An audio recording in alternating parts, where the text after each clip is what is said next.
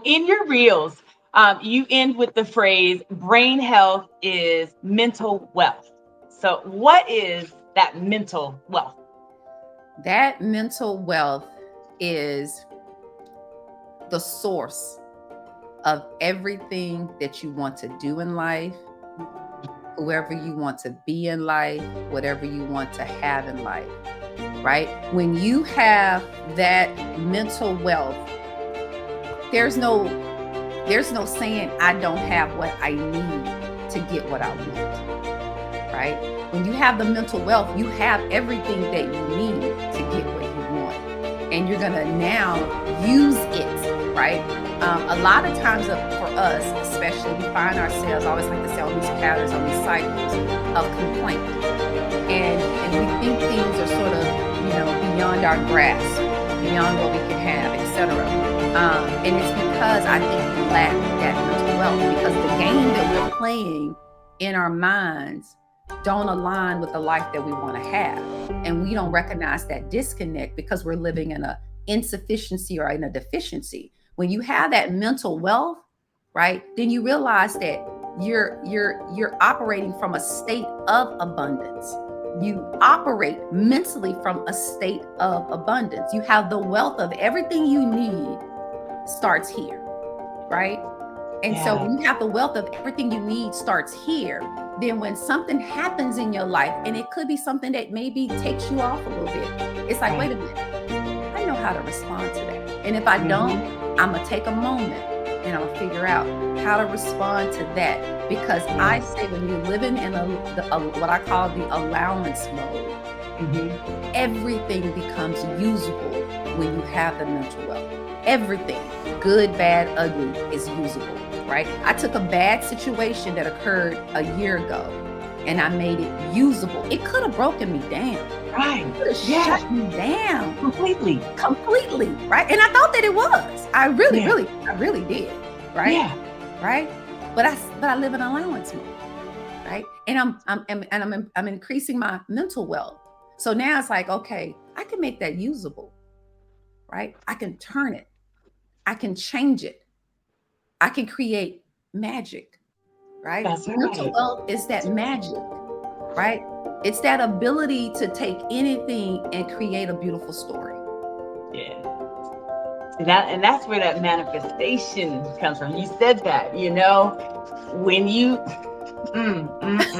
that that's good stuff. That mental wealth, just knowing how to.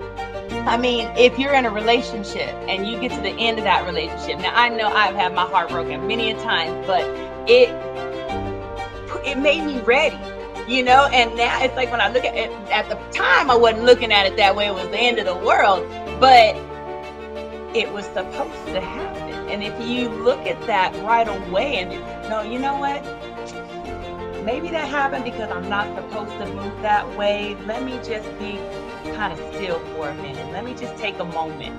And then all of a sudden you take that moment, and just visualize it happening, right? Yeah. You visualize it happening. It don't have to happen that way now, but it's already happening. And then all of a sudden it happens a completely different way. Something comes like out of left field and you're like, oh, that's why it didn't happen that way, because that was going to block me, right?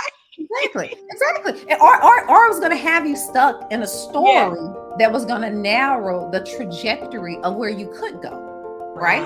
Because it's only the story of what that particular relationship or that job or whatever that situation may be. It was only the story that you told yourself about it, about that person or about that job or about that situation, right? So when that story changed, whether it's changed on that person's end or changed on your end or that job let you go, right?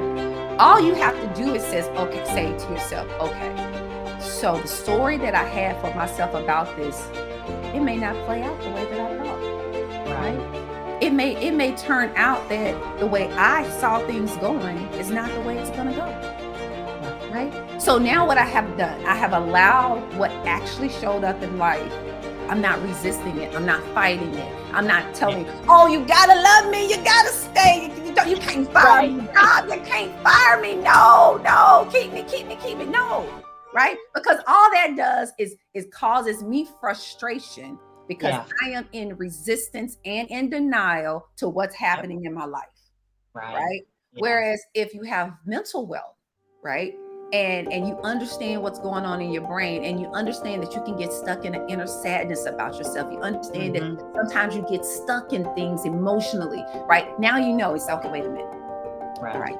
So this person has changed their mind. You know what? They have a right to change their mind. Okay. That's It's right. not really Yeah. what I want. Yes, it's making me sad. I'm gonna always acknowledge my emotions. If I'm gonna Right. cry, I'm gonna cry. If that shit hurt, I'll be like, girl, that shit hurt. Right. Right. I'm gonna Yeah. acknowledge my emotions, right? But then I'm also gonna say, okay, how is this useful? Right? Oh, I had a great experience. Oh, you know what? I learned so much on this job, right? It's all usable, but it's all about how you look at the situation. What story are you telling about yourself? What story, what you're telling about how a relationship ended? I have a friend of mine who had been in a relationship for a very long time, and she just knew her and this guy was going to get married, et cetera, et cetera. But he ended up not marrying her and turned around like within a year and married somebody else. Oh, wow. And she just needed answers. She just said, Sean, I need answers. I need answers. And one Right. day I told her, I says, okay, what's the answer you need to hear? Well, I Mhm. need to know why he need to tell me X, why he need to tell me this. I said, okay, tell me what you would like for him to tell you, and that would make you be able to move forward with your life. And so she kind of said some stuff, and I said, okay, Mhm. he just told you. Okay. He just told you, right? Right. Now you just wrote that in and put a period on it and keep moving, right? Right. Because if you stay stuck waiting for him to tell you what you need to hear to move forward, who holds the power over your life? Right. And he's moved on. So now you've just allowed somebody that no longer cares about you, or at least don't care about you in the way you want, to Right. have the power over your life. A lot of us, and I used to say, especially females, that's not true. Men too. Yeah.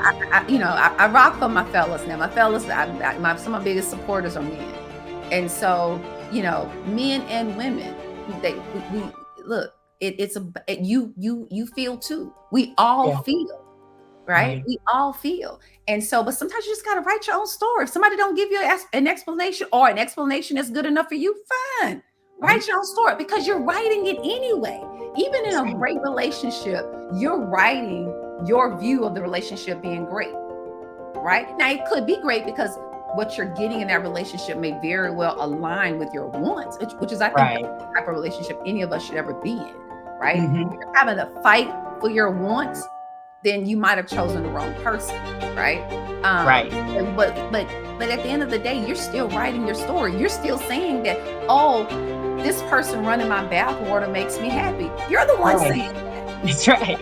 You're the one saying that. Another person can come run your bathwater, and you'd be like, what are you doing? That's Right. Like, it's not the same. It's not the same. So you're writing your own story, and you're also writing, as much as your brain is also writing your heartbreak. Now, that's not to say that you're not having that experience, but your brain is actually writing as a heartbreak. So it can also write it as a breakthrough, as an opportunity, as a new opportunity to have a new experience. It can write it however you direct it. But if you don't direct it, it's going to have you on a cycle. It's going to have you on a pattern.